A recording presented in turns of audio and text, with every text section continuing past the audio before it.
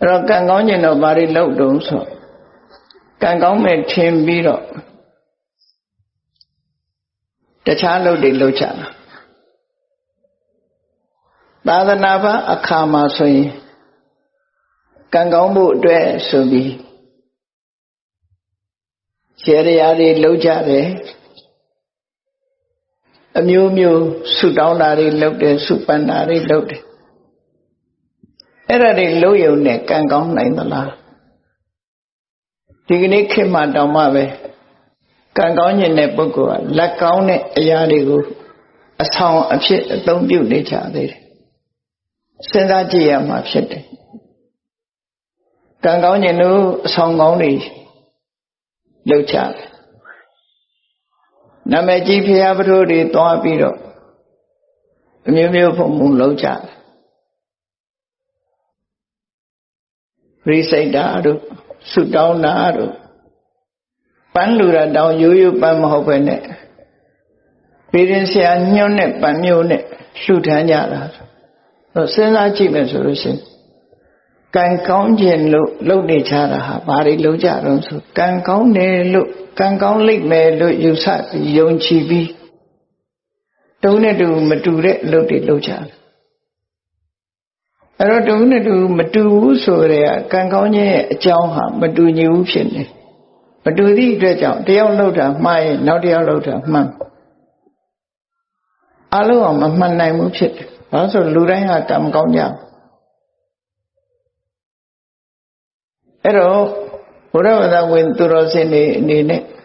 ဒီကနေ့မြတ်စွာဘုရားဟောကြားဆုံးမတဲ့ဣတိက3သွဲနိကေ9ပြာဓမ္မခဏပေါင်း8400ဆိုတာမြန်မာပြည်မှာထင်ရှားရှိတော့မှဖြစ်တယ်မိမိတို့ကိုယ်တိုင်လည်း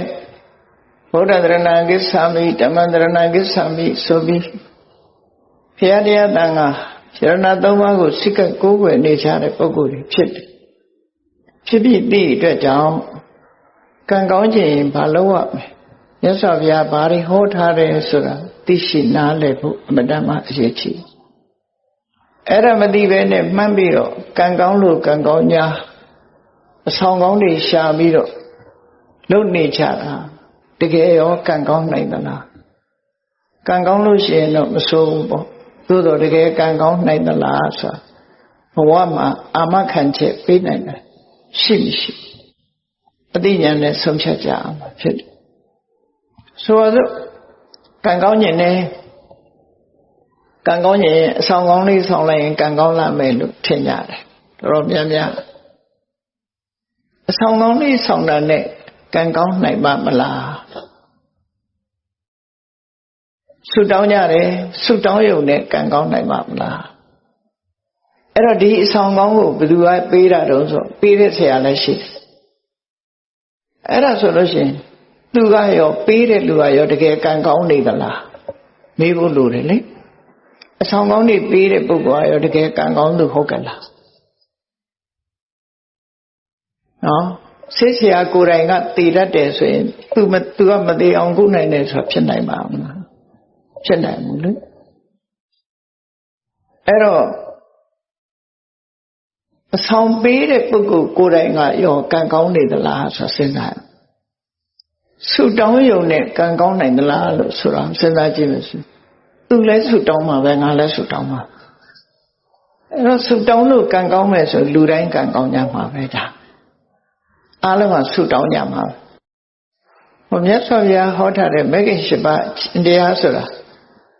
နိဗ္ဗာန်ထိအောင်ပို့ဆောင်နိုင်တဲ့စွမ်းရည်တတ္တိရှိတယ်လူလောကမှာလည်းပဲကံကောင်းမှုအတွက်ထောက်ကူတွေအများကြီးဖြစ်စေတယ်ဒီလိုဆိုလို့ကံကောင်းမှုဆိုတာအလွယ်လေးနိဗ္ဗာန်ရဖို့သာခက်တာနိဗ္ဗာန်တောင်ပို့ဆောင်နိုင်တဲ့အကြောင်းတရားဒီကံကောင်းမှုဆိုတဲ့အကျိုးလောက်ကတော့အသာလေးဖြစ်နေပြုလုပ်တာသမွေးဝါညောင်းလုပ်တာကြိုးစားတာအထောက်တာတတိရှိတာစိတ်တည်ငြိမ်မှုရှိတာဒါတွေကဒီရှိခုနဲ့ဖွဲ့စည်းထားတာကိုမက္ခလမ်းကြောင်းလို့ဆိုလို့ရပေါ့အဲ့ဒီလမ်းကြောင်းကြီးကနေသွားရမယ်လို့လောကမှာတဏှာဥက္ကတောင်လွတ်စေတတ်တဲ့ဒီလမ်းကြောင်းဟာကံကောင်းဖို့ရာအတွက်ကတော့အသာကလေးဖြစ်နိုင်တဲ့လမ်းကြောင်းပဲလို့အဲ့တော့မြတ်စွာဘုရားကဒီလိုလမ်းကြောင်းဖွင့်ပြပြီးမှန်ကန်တဲ့ တရားတွေကိုအိန္ဒိယနိုင်ငံမှာလွန်ခဲ့တဲ့နှစ်ပေါင်း2600ကျော်ကဟောပြောခဲ့တယ်ဟောပြောလို့မြတ်စွာဘုရားဟောပြောချက်အတိုင်းလိုက်နာဆောင်ရွက်ကြသည့်အတွက်ကြောင့်ကံကောင်းသွားကြတဲ့ပုဂ္ဂိုလ်တွေအများကြီးကံဆိုးရာကနေကံကောင်းသွားဆိုပါစို့ပတာစာရီအကြောင်းအလုံးသိကြတယ်သူလောက်ကံဆိုးတာပဲရှိဦးလေသူလောက်ကံဆိုးတာပဲရှိ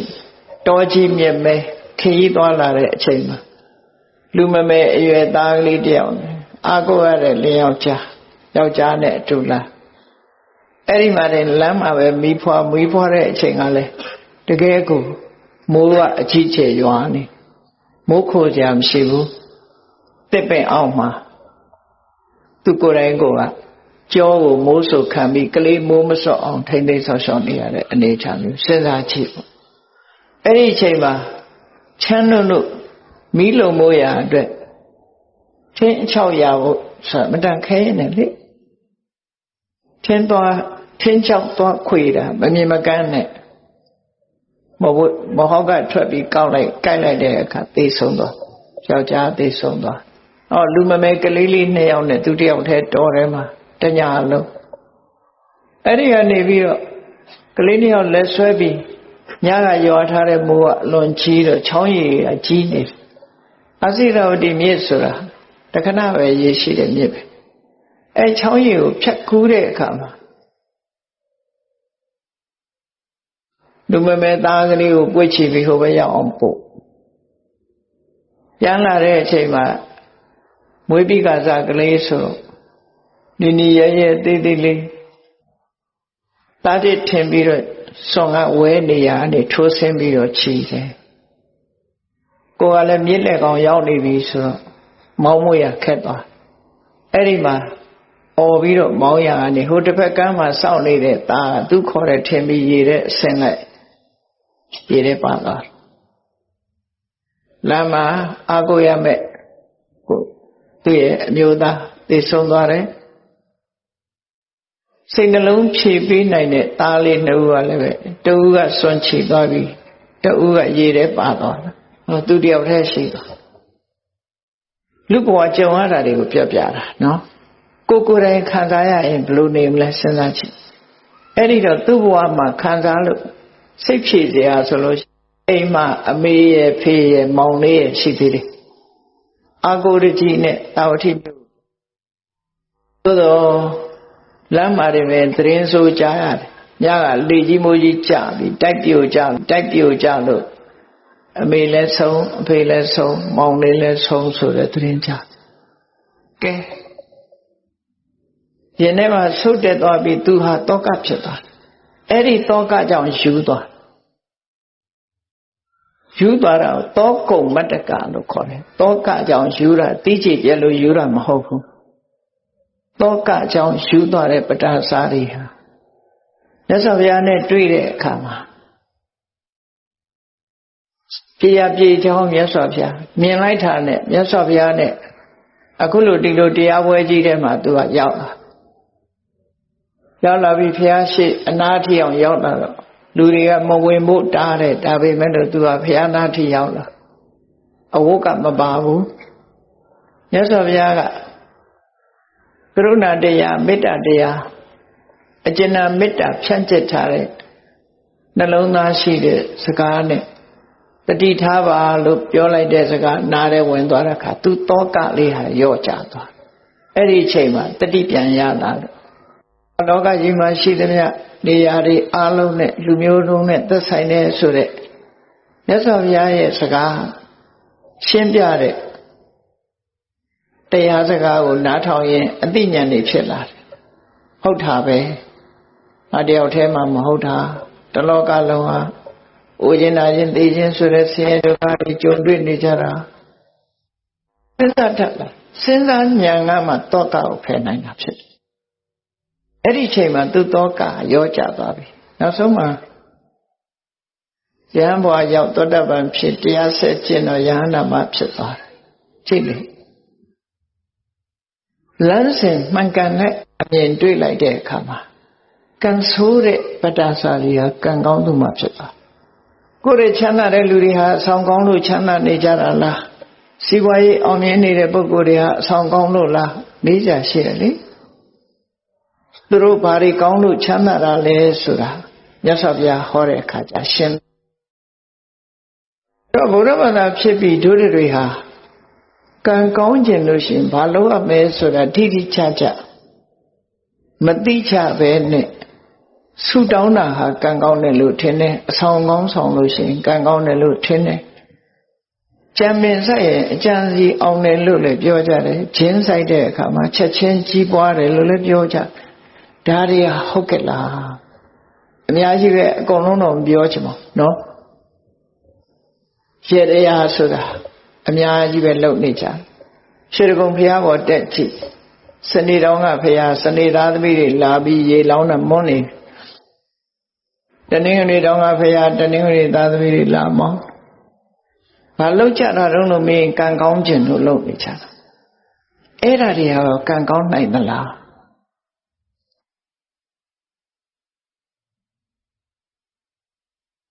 အဲ့တော့တေချာစဉ်းစားတတ်ဖို့လိုအပ်တယ်လို့ဆိုမြတ်စွာဘုရားကစဉ်းစားဖို့ပဲဟောတာတရားအဲ့တော့မြတ်စွာဘုရားဘုန်းကြီးတို့ဒီလိုဟောလိုက်လို့ဗေဒင်ဆရာတွေထိခိုက်သွားတယ်ဆိုလို့ချင်းထိခိုက်အောင်ပြောတာမဟုတ်ပါဘူးထိခိုက်အောင်မပြောယုံတဲ့လူတွေကတော့ရှိမှာမြတ်စွာဘုရားပွင့်လို့ထိခိုက်သွားတဲ့လူတွေလည်းရှိတာစီးပွားတိုးတက်ပါရစေစီးပွားရေးကောင်းပါရစေနဲ့ဆုတောင်းနေလို့မရပါဘူးဒါဘုရားဟောတာပဲနော်စီးပွားဥစ္စာတိုးတက်ခြင်းစီးပွားဥစ္စာတိုးတက်တဲ့နိလန်းကိုမြတ်စွာဘုရားဟောထားတယ်ဘာဟောထားလဲဥဋ္ဌာဏတမ္မရာလုံလဝိရိယနဲ့ပြည့်စုံရမယ်အာရခတမ္မရာကိုရှာထားတာအလေလွတ်မရှိအောင်ထိမ့်သိမ့်တတ်ရမယ်ပမဇီဝိတာမြတ်မြတ်တရသမွေးတတ်ရမယ်ကလျာဏမေတ္တာမေကောင်းဆွေကောင်းရှိရမယ်အဲ့ဒါဒီဘဝမှာစီးပွားဥစ္စာတိုးတက်ခြင်းအကြောင်းလေးလို့ဒီလိုပဲဟောတာအဲ့ဒီပဲရေတရားခြေရမယ်လို့မပါဘူးနော်အဆောင်ကောင်းဆောင်ရမယ်လို့မပါဘူးဆိုလိုတာကမြန်မာပြည်မှာဗုဒ္ဓဘာသာလို့သာဆိုသေးတာခဏချိန်ချိကောတုဟလမင်္ဂလာဆိုတာတွေကမပြောက်သေးဘူးဘယ်နာဒီအစွမ်းတကူရှိတဲ့ပုဂ္ဂိုလ်ပေါ်တယ်ဆိုသွားကြပြီလောက်ကြပြီနော်အဲ့ဒါတွေကမှန်သလားသွားလှူခြင်းတော့လှူပါမလှူပါနဲ့လို့တော့မပြောလို့ဘူးအမှားမှန်ကိုတော့သိဖို့ပြောရမှာဖြစ်တယ်ပေါ့နော်အမှားမှန်ကိုသိဖို့လိုတယ်ကိုလုပ်တဲ့အလုပ်ဟာမှန်မှန်ကိုသိဖို့လိုတယ်မှန်မှန်သိရင်တော်ပြီလှူတာကိုယ်သဘောမှန်မှန်သိဖို့လိုတယ်သို့တော့အမှားကိုအမှန်ထင်နေတာဟာတမ္မာဒိဋ္ဌိမဟုတ်ဘူးအဲ့ဒါကြောင့်ဒီကနေ့ထိအောင်ရန်ကုန်မြို့မှာပန္နတော်ပြောပါဦးရန်ကုန်မြို့ကရွှေတကုံသွားကြည့်နော်ဒီကနေ့ထိအောင်ဂျိုးပြေနံပြေတွေနဲ့လုပ်နေကြတော့မှရှိသေးတယ်အဲ့ဒါဘုရားဘာသာရဲ့အသင်္တရမဟုတ်ပါဘူးအဲ့တော့မြန်မာနိုင်ငံကလူတွေဟာဘုရားဘာသာစစ်ဖြစ်တဲ့ပုဂ္ဂိုလ်ရှိကောင်းရှိနိုင်တော့လေလူတိုင်းဟာဘုရားဘာသာစစ်မဖြစ်သေးဘူးလို့ပဲပြောရမှာဖြစ်တယ်နော်ဘာကြောင့်လဲဆိုတခြားနိလန်းတွေပေါ်မှာဆွဲလန်းမှုယုံကြည်မှု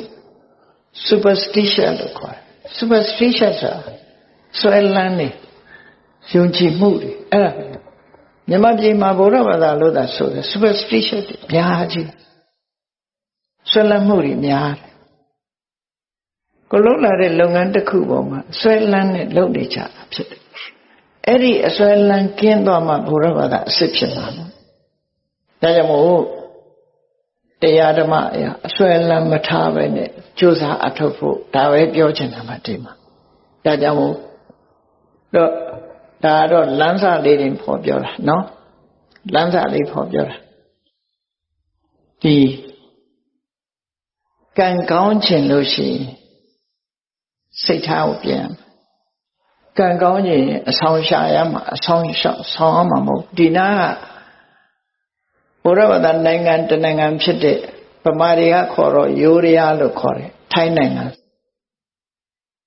အဆောင်ကိုအလုံးကိုမမောတယ်ဗမာပြည်တဲ့ဆိုးတယ်သူကဘုန်းကြီးတို့စီတောင်ရောက်လာထိုင်းနေတခါရောက်လာပြီးမလုပ်လဲခေါင်းလေးထိုးပြီးခေါင်းပုတ်ခိုင်းတာ နာရိုက်လိုက်ရင်တော့မှတ်ကောင်းမှတ်သွားလိမ့်မယ်ထင်တယ်ခေါင်းပုတ်လိုက်တာနဲ့သူက blessing ပေးတယ်ဆိုပြီးခြေနဲ့ခေါင်းပုတ်ခံရတာဘာခြေနဲ့ဆရာခေါင်းကိုယ်ကောင်းလာပုတ်တယ်ဆိုဘယ်ခြေနဲ့ဆရာခေါင်းနော်တွေ့ရစီနဲ့ခေါင်းဖြန်းနဲ့ရလိုက်ရင်သဘောတွေကိုကြတပြေကကလေးနဲ့သာရေပက်လိုက်မယ်ဆိုရင်ပုဂ္ဂိုလ်သဘောကြကံကောင်းသွားတယ်လို့စိတ်ထဲမှာထင်တယ်အာမကိုလောက်ပါဘူးအာမကိုလောက်ဘူးဘုရားဘာသာဆိုပြီးတော့အဲ့ဒါတွေအာမကိုသိမ့်ဘူးလို့ပြောချင်တယ်နော်ဘုန်းကြီးတို့ဟောထားတဲ့ဒီသာသနာနဲ့အစွမ်းတကူများဆိုတရားနာဘူးတဲ့လူလည်းရှိကောင်းရှိတယ်အစွမ်းတကူနဲ့သာသနာဆိုတဲ့နေရာအစွမ်းတကူဆိုတာမရှိဘူးတော့မဟုတ်ရှိအာကိုလောက်တဲ့အစွမ်းတကူမဟုတ်စွမ်းတကူအာကိုလောက်တဲ့အစွမ်းတကူကကိုယ်ထဲမှာပဲရှိကိုယ်ထဲမှာပဲရှိကိုယ်ရင်မှာပဲရှိအဲ့ဒါလေးပြောကြတာပဲ we are our own architect ကိုယ်တိုင်ပြုပြင်မှရတယ်ကိုယ့်ရဲ့ architect ကကိုယ်ပဲဖြစ်တယ်ကိုယ်ဘဝကိုယ်ပဲပုံဖော်ရမယ်သူများပုံဖော်တာမဟုတ်ဘူးဘာသာတွေကိုလိုက်ကြည့်လိုက်မယ်ဆိုရင်ဘုရားသခင်အလိုတော်ကြဆွဲဘာသာတွေကအများကြီးနေဘုရားသခင်အလိုတော်ကြဆိုပြီးတော့တရားစဉ်းစားကြည့်လို့ရှိရင်အသိဉာဏ်ကိုထိတ်တန်းမတင်လို့အဲ့လိုဖြစ်တယ်အလုံးကအသိဉာဏ်ကိုထိတ်တန်းတင်စေခြင်းနဲ့ဟုတ်မို့စဉ်းစားမြတ်စွာဘုရားကတော့စဉ်းစားခိုင်းတယ်အကုန်လုံးသူပြောတာတောင်မယုံတဲ့အောင်စဉ်းစားလို့ခိုင်းတာသူ့ကိုလည်းဝေဖန်ခိုင်းတယ်တရားကုံတော်6ပါးတဲ့သိတယ်မဟုတ်လားတန်ဒိဋ္ဌိကိုယ်တိုင်မြင်နိုင်တယ်ကိုယ်တိုင်သိနိုင်တယ်သို့တော့ကိုယ်တိုင်သိဆိုလူတိုင်းသိလားလို့ဆိုပစ္စတံဝေရိတဘောဝိညုဟိပညာရှိမှသိပါအသိဉာဏ်ရှိဖို့လိုတယ်အဲ့ဒါကြောင့်မလို့မြတ်စွာဘုရားဟောတဲ့အဆုံးအမစကားသာလင်ဖြစ်တယ်အဲ့ဒီအဆုံးအမစကားဟာမှန်ကန်တဲ့အဆုံးအမစကားဖြစ်လို့နားထောင်ရုံတတ်တဲ့မပြီးပါဘူးဆေးနဲ့အလားတန်တူတယ်ဆေးဆိုတာတောက်မှအကျိုးရမှာဖြစ်တယ်ညွှန်ကြားထားတဲ့ဆေးကိုတောက်ဖို့လိုတယ်လို့ပဲမြတ်စွာဘုရားရဲ့အဆုံးအမဆိုတာလဲဘာလဲလို့မေးလို့ရှိရင်မလို့ရမှနဲ့လို့ရမှာဒီနှစ်ခုပဲပြောတာနော်မလို့ရမှနဲ့လို့ရမှာဒီနှစ်ခုပဲပြောတယ်ကိုသားသမီးကိုဆုံးမတဲ့မိဘတွေအခုဒီထဲမှာမိဘတွေအများကြီးပါတယ်သားသမီးကိုဆုံးမတာ2မျိုးပဲဆုံးမတာကိုယ့်ကိုယ်လည်းစဉ်းစားကြည့်တို့ဆုံးမတာ2မျိုးတည်းဆိုတာဟုတ်လားဒါမလုံးနဲ့ဒါလုံးဒီလမ်းမသွားနဲ့ဒီလမ်းသွားဒါပဲမဟုတ်လားမလို့ရမှနဲ့လို့ရမှာဒီတစ်ခုပဲပြောတာပဲအချင်းချုပ်လိုက်လို့ရှိရင်မလို့ရမှနဲ့လို့ရမှာဒီတစ်ခုပဲပြောမြတ်စွာဘုရားကလည်းဆုံးမတယ်ဆိုတာဒါပဲပြောတာဒါမလုံးနဲ့ဒါလို့မလို့ရမှာနဲ့လို့ရမှာဒီနှစ်ခုပဲပြောအဲ့ဒီနှစ်ခုသေးသေးချာချာနားလည်ပြီးတော့ကံကောင်းကျင်လို့ရှိရင်မလို့ရမှာကိုရှောင်လို့ရမှာကိုလှုပ်ဆောင်ဟောတာကံကောင်းခြင်းအကြောင်းပဲဖြစ်တယ်နော်စေရနာကောင်းလင်ကံကောင်းသည်လို့ပြောတာဟာကစေရနာတစ်ခုတည်းကိုဥတည်ပြောတာအခုဒီကနေ့ညမြတ်စွာဘုရားဟောတဲ့တုတ်တန်တစ်ခုအရာကံကောင်းအောင်တို့ဘာတွေလုပ်ရမလဲကြည့်မြတ်စွာဘုရားကကံကောင်းခြင်းလင်စိတ်ဓာတ်ကိုပြင်တဲ့ကိုယ်စိတ်ဓာတ်ကိုပြင်ရမယ်စိတ်ဓာတ်ပြင်ရမယ်ဘာတွေပြင်ရမလဲကံကောင်းတဲ့ဆိုတာဘာလဲကိုယ်တဏ္ဍာမှာကောင်းတဲ့ကံဆိုတာဟာကောင်းကျိုးချမ်းသာပေးမှကံကောင်းတယ်လို့ခေါ်တာလေကံဆိုတာ2မျိုးပဲရှိတယ်ကုသိုလ်ကံနဲ့အကုသိုလ်ကံကုသိုလ်ကံဆိုတာကောင်းတဲ့အပြစ်ကင်းပြီးကောင်းကျိုးချမ်းသာတွေကိုပေးတာကိုကုသိုလ်ကံလို့ခေါ်ပြီးတော့အကုသိုလ်ကံကြတော့အပြစ်ရှိပြီးတော့ဆင်းရဲတဲ့အကျိုးကိုပေးတာကိုအကုသိုလ်ကံလို့ခေါ်တယ်အဲ့တော့ကံကောင်းဆိုတာကုသိုလ်ကံကိုပြောပြီးကံဆိုးဆိုတာအကုသိုလ်ကံကိုပြောတယ်နော်လောကလူတွေကကံဆိုးကံကောင်းကိုကုသိုလ်အကုသိုလ်ကံမပြောဘဲနဲ့ထီပေါက်ရင်လည်းကံကောင်းတယ်လို့စီပါဥစ္စာတက်လာရင်လည်းကံကောင်းတယ်လို့ထင်အဲ့ဒါတကယ်ကတော့ကံရဲ့အကျိုးသာလည်းဖြစ်တယ်ကံကောင်းတာမဟုတ်သေးဘူးနော် ယောက်တယောက်နှုတ်ဆက်တဲ့အခါတို့ဆူတောင်းတဲ့အခါကျကံကောင်းပါစေနဲ့ပြောကြ good luck ဆိုတာနော်ဗမာပြည်ကလူတွေသာဒီလိုပြောတာမဟုတ်ဘူးဗမာစကားနဲ့မဟုတ်တဲ့အခါကျတော့လေ good luck ပဲကံကောင်းပါစေလို့ပြောကြတာအဲ့တော့ကံကောင်းတာထီပေါရင်လည်းကံကောင်းတယ်လို့ပြောတယ်စီပွားဥစ္စာတိုးတက်ရင်လည်းကံကောင်းတယ်လို့ပြောတယ်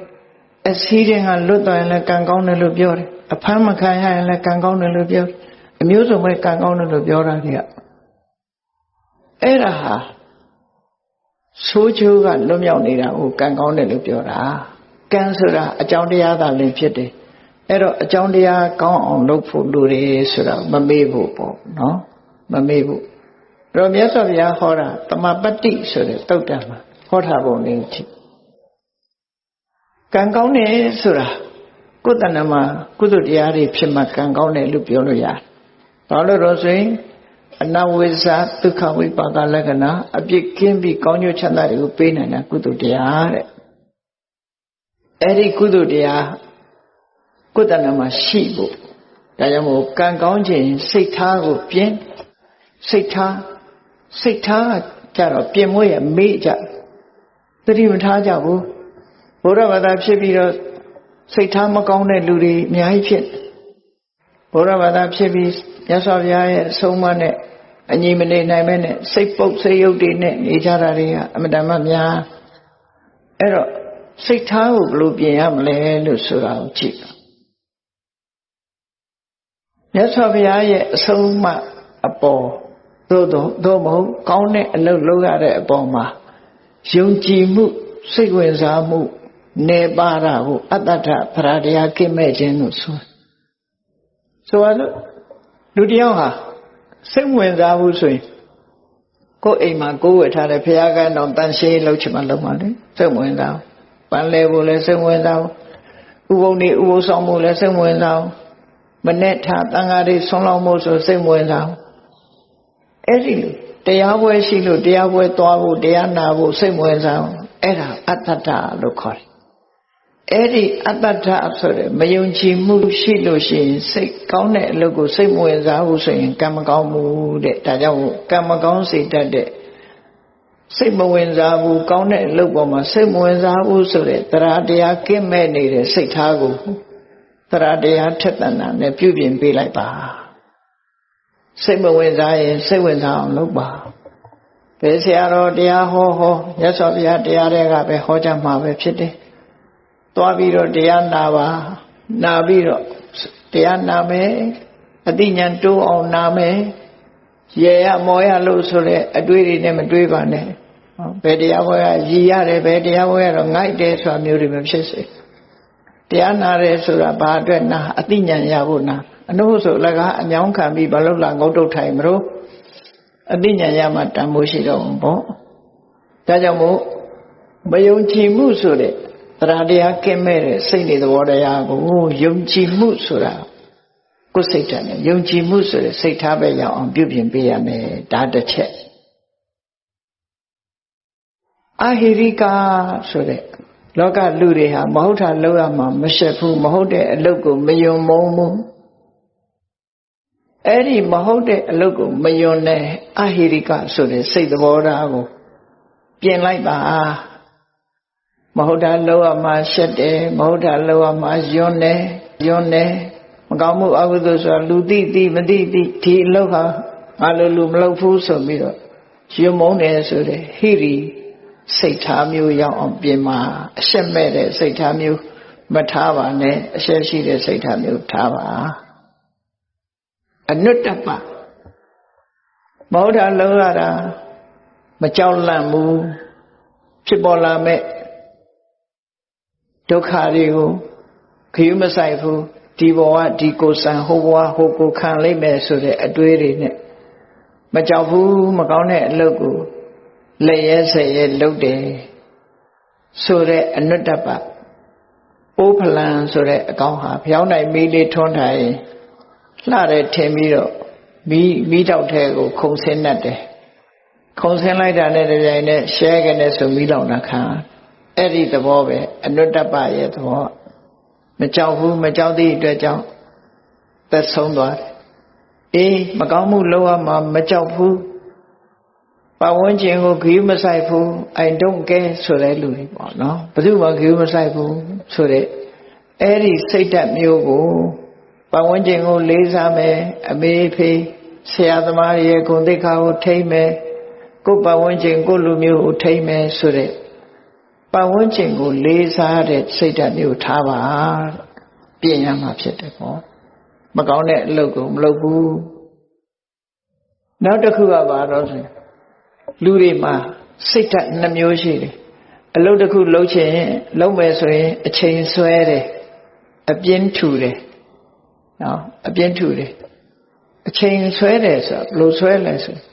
စောပါသေးတယ်နော်စောပါသေးတယ်စောနေတဲ့အချိန်ဆိုရင်စောသေးတယ်နော်ရာသီဥတုကအေးလို့ရှိရင်လည်းရာသီဥတုကအေးတယ်အေးလွန်းနေတယ်ပူတဲ့အခါကျတော့လည်းပူလွန်းနေနောက်ကျသွားလို့ရှိရင်လည်းနောက်ကျသွားပြီစင်ကြီးလေးတွေပေးပြီးတော့လူဟာအပြင်းထူတတ်တယ်အဲ့ဒီအပြင်းထူအချိန်ဆွဲတဲ့အကျင့်ကိုစိတ်နေသဘောထားကိုဖယ်ရှားပြရမယ်ဘယ်လို့ပဲလုပ်လို့ကိုကစောစီစီရောက်အောင်လုပ်ပြီးတော့ကိုယ်လုပ်ပြီးအောင်ကြိုးစားမယ်ဆိုတဲ့လုံလဝိရိယရှိရနော်အဲ့လိုလုပ်တဲ့အခါမှာစင်ကြီးပေးတတ်တဲ့လူတွေအလူပွဲတစ်ပွဲလူတယောက်ရောက်လာတဲ့အခါမှာဝေယဝိဆလှုပ်ရှားတွေတွေ့တော့ကျွန်တော်အလှပွဲကြီးဝိုင်းလှုပ်ချင်လိုက်တာဗျာဒါပေမဲ့ထမင်းကမစားသေးလို့ဘိုက်စာလို့ဝိုင်းတော့ဝေယဝိဆတွေလှုပ်ချင်ပါတယ်ဒါပေမဲ့ဘိုက်ကစားနေသေးတယ်ဆိုအဟုတ်ထင်ပြီးသူထမင်းကြွေးကြထမင်းစားပြီးတဲ့အခါလှုပ်ရှားရှိတယ်ဒီအများကြီးကျုပ်လှုပ်ချင်တယ်ဗျာဒါပေမဲ့ဘိုက်ကလေးနေတယ်ခုအဲ့တော့ထမင်းစားတော့ကလည်းစားလို့အကြောင်းပြထမင်းစားပြီးပြန်တော့လည်းဘိုက်လေးလို့အကြောင်းပြမလှုပ်တာတူပဲလေအဲ့ဒါအချိန်ဆွဲခြင်းအပြင်းထူခြင်းပဲဖြစ်တယ်လောကမှာနေတဲ့ပုဂ္ဂိုလ်တွေဟာအချိန်ဆွဲခြင်းအပြင်းထူခြင်းဖြင့်ကြီးပွားတိုးတက်မှုမရနိုင်ဘူးတဲ့ဒါကြောင့်မို့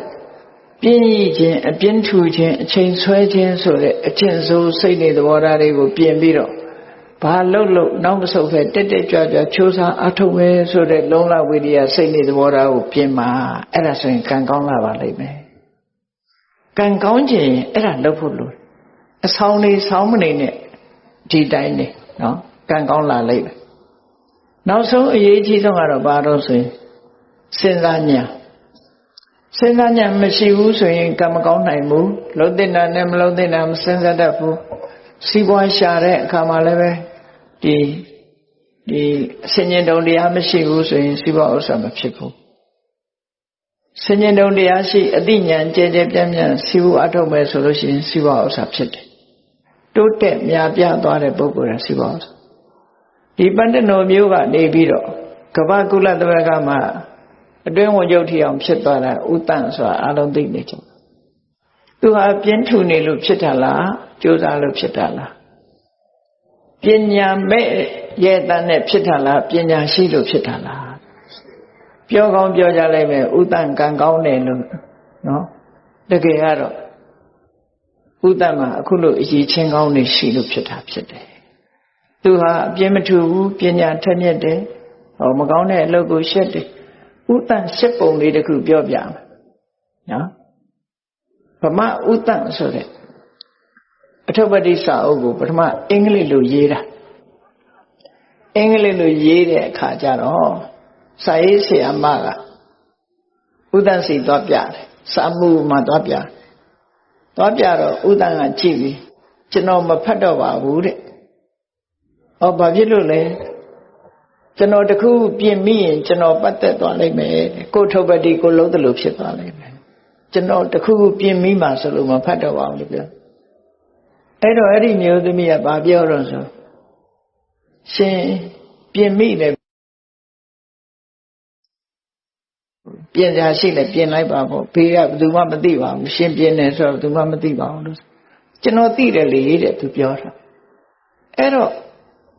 သူဟာမဟုတ်တာမလုပ်ချင်ဘူးဆိုစိတ်ဓာတ်မထင်ရှားပဲဘူးလား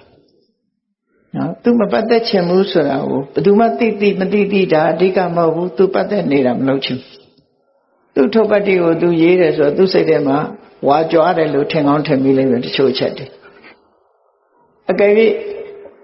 စာရေးဆရာမကရေးထားတာမပြည့်စုံမှုဆိုရင်သူကဖြည့်လိုက်လိမ့်မယ်ဖြည့်လိုက်လို့ရှိရင်သူဖြည့်လိုက်တဲ့ဟာအမှန်မှန်ဖြစ်စေကမူသူဖြည့်လိုက်သည့်အတွက်ကြောင့်ဝါကြွားတယ်လို့ဖြစ်ခြင်းနဲ့ဖြစ်သွားအဲ့ဒါမျိုးကိုသူကိုယ်တိုင်မပတ်သက်ချင်ဘူးလို့ပြောတယ်ဘယ်သူမှသိတာမှမဟုတ်ပဲနဲ့ဆိုကျွန်တော်သိတယ်လေတဲ့ပြောတယ်တခေါက်ပဲပြန်ပြောတော့ကျွန်တော်သိတယ်အဲ့ဒီထုပ်ပတိစာအုပ်ဏိဌာန်ဖတ်ဖူးရင်သိပါလိမ့်မယ်ဒီလိုရေးထားတယ်ဆိုတာနော်အဲ့တော့မြတ်စွာဘုရားဟောတဲ့တရားတော်နဲ့အညပဲမြတ်စွာဘုရားဟောတယ်လေအေးတိတ်ကွယ်ရမှာမဟုတ်တာတွေလှုပ်တာလူတွေကထင်ကြတယ်ဘယ်သူမှမသိဘူးလို့ထင်ကြတယ်တဲ့မြတ်စွာဘုရားပြောတယ်အတ္တတိပုရိသဇာနာတိမင်းသိတယ်လေတဲ့သူများမသိပြီမင်းသိပါမယ်ကွယ်ရမှာကိုယ့်အကိုတိတ်ပုံမဟုတ်တာလှုပ်တာသူများမသိဘူးဆိုရင်ကိုသိနေတယ်မဟုတ်တာတွေကိုကွယ်ရမှာလှုပ်တယ်အဲ့ဒီလိုကွယ်ရလှုပ်လို့မရဘူးတဲ့ကွယ်ရဆိုတာမရှိပါဘူးတဲ့ဘာလို့လဲဆိုအတ္တတေပုရိသဇာနာတိယတိကာတိဝနာဝမင်းလှုပ်တာမင်းလှုပ်တယ်မလှုပ်ဘူးဆိုတာမင်းကိုယ်တိုင်သိနေတယ်လေကွယ်ရပဲဟုတ်တယ်ဘယ်သူမှမသိဘူးဆိုတာမဟုတ်ဘူးမင်းသိနေတယ်ကိုသိနေတာသိပဲလေရှက်เสียမကောင်းဘူးလားတို့တွေကံကောင်းပြီးကြီးပွားတိုးတက်ခြင်းနဲ့ဆိုလို့ရှိရင်ဝီရိယရှိရမယ်ပညာရှိရမယ်ကိုချင်းတရားကောင်းမွန်ရမယ်ကောင်းတဲ့အလုပ်ပေါ်မှာစိတ်ဝင်စားရမယ်ဆိုတဲ့စိတ်ဓာတ်တွေမိမိရဲ့တဏ္ဍာမှာမရှိသေးရင်ရှိအောင်ရှိပြီးလို့ရှိရင်တိုးတက်ရှင်သန်များပြားခိုင်မာလာအောင်ကြိုးစားအထောက်ကြအမှာဖြစ်တယ်လို့ကိုယ်စီမှတ်သားပြီးကျင့်ကြံပွားများကြိုးစားအထောက်နိုင်ကြပါစေကုန်သတည်း